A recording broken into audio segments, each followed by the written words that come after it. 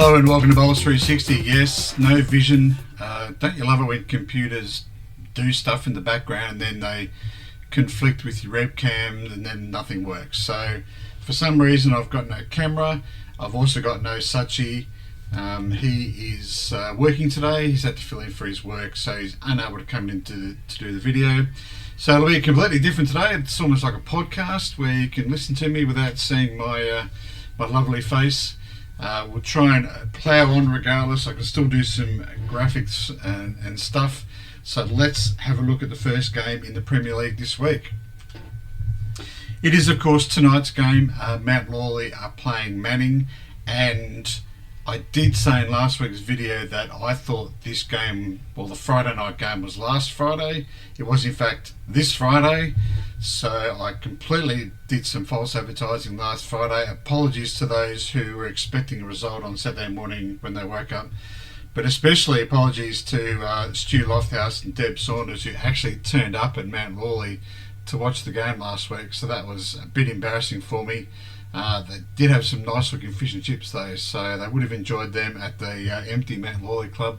So apologies Deb and Stu, but definitely a game on tonight, and it is a corker too. It is Mount Lawley versus Manning. I'd say this has been brought forward because of Chrissy and Ben Leggett's involvement in the BPL, which will finish, no, it's the following weekend, isn't it? Oh, who knows why they brought this forward then. It's a bit of a mystery. But anyway, it should be a good game. I'll be heading out there. Head-to-head, Mount Lawley only 2-5 against Manning. Manning a very strong head-to-head record against the reigning premiers. At the venue, it is 1-2. Also Manning's way. It is first versus third. It's an absolute cracker of a game. Earlier this season, Manning were defeated by Mount Lawley at Manning by 13 shots by 6.5 to 1.5. I will be going for the home side, Mount Lawley. I think they'll just be a little bit too good at home, despite Manning's dominance over them. 5-2 is pretty significant, but I'm going to go for Mount Lawley at home. Moving to Saturday's games, and Mount Lawley back up again, this time against Coburn. Mount Lawley, of course, winning the last time around. It is 9th versus 1st. For Coburn, in comes Bell, Maravik, Elborough and Bernard. Out goes Wiley, Mucilin, Collier and Sahoy. For Mount Lawley, Morris and Harriet are in for Ingram and Loftus. And I didn't mention this last week, but well done to Tony Kujancic there, bringing up his 100th win as a Premier League skipper. That was 2 weeks ago. So well done to Cracker, a stellar career certainly in the Premier League, and congratulations to you on 100 wins.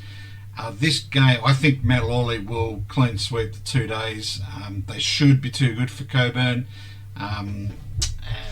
Down there, I mean, it's a good service down there. It's lovely to play on. I played in the state pairs down there. It was fantastic. So it shouldn't have too many problems for Mount Lawley, especially being a fellow synthetic club.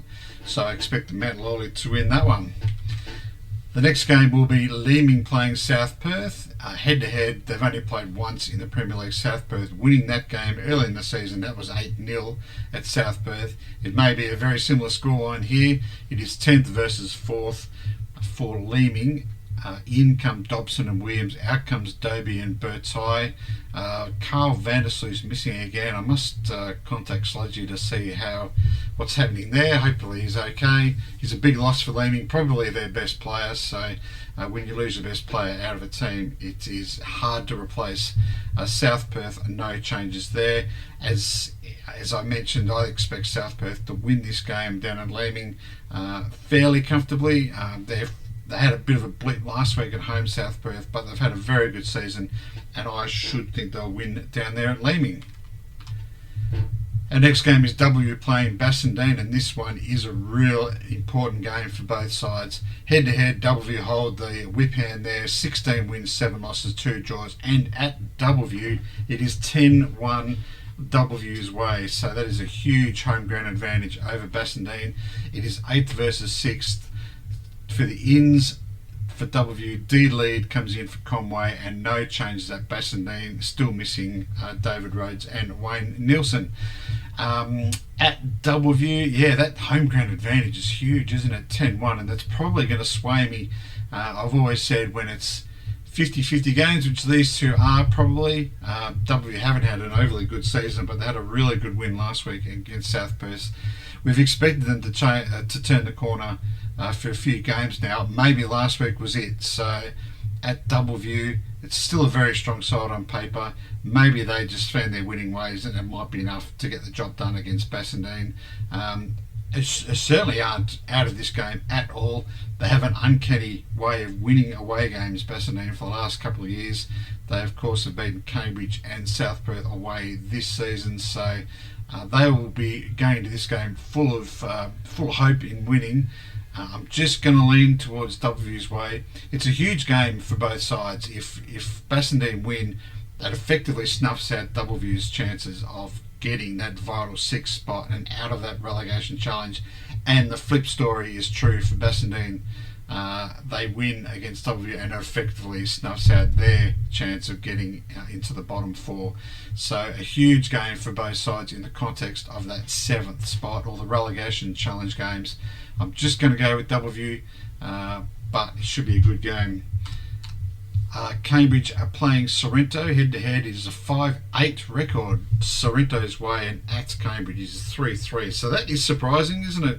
That Sorrento have such a good record against Cambridge, and it is quite equal at the venue too, 3-3. Considering Sorrento is a grass club, Cambridge tried quite a strong side on their synthetic surface there. So could be one of those games that Cambridge will have to look out for. It is 2nd versus 7th. Cambridge, Duncanson comes back. David Jones, big loss for them. He's out. And for Sorrento, Hutchinson, Wendy Flack comes in. Wicks, out goes Potts, Marshall and Fleisser. Last time round, Sorrento winning 7-1. As mentioned, Sorrento do match up. They seem to match up pretty well. It is a weaker Sorrento side. David Dunstan coming in for his debut as a Premier League skipper, so good luck to David. It is a weaker Sorrento side than in prior years, so I'll be going for Cambridge there to win at home. And our final game is Manning playing Osborne Park, probably the pick of the games on Saturday. In ladder position wise, it's 3rd versus 5th head to head. Manning 12 wins, 16 losses and a draw, and at the venue Osborne Park, 4-9 to Osborne Park. Aussie Park love travelling to Manning, so don't expect this one to be an absolute certainty. Chrissy Van Nierop is back for Andy Lill, and no change at Osborne Park. I'm going to stick with Manning, but Osborne Park, they had a bit of a mid-season hiccup, but I think they're back the last couple of weeks. They've been very strong, so it could be a real ball burst to this one. I'm going to go for Manning at home, only just. We'll see how they back up after their Friday night game against Mount Lawley, but I'll go for Manning only just. We'll quickly have a look at the tips. Last week, of course, we all tipped the same. The only one we got wrong was South Perth, so we got 4 each. This week, we've all gone the same again, so there'll be 6 games on this weekend. I'm holding a 1 tip advantage over Suchy. That won't change after the weekend. So that's it for today. Thanks everyone once again for tuning in. I'll try and get my webcam fixed up by next week. Until then, stay hydrated this weekend. It promises to be a hot one. Have a good bowls, and we'll see you later. Bye.